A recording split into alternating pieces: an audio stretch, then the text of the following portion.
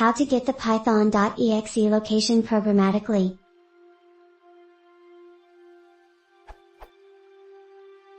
Basically, I want to get a handle of the Python interpreter so I can pass a script file to execute, from an external application.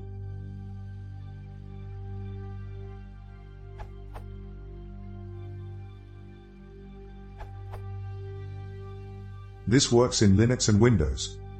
Python.3.x, Python2.x.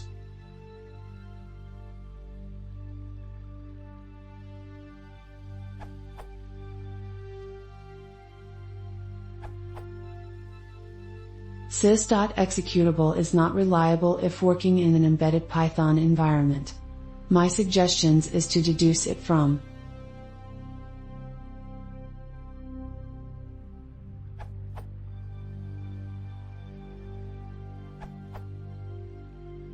I think it depends on how you installed Python.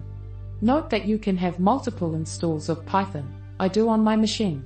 However, if you install via IMSI of a version of Python 2.2 or above, I believe it creates a registry key like so, which gives this value on my machine. You just read the registry key to get the location.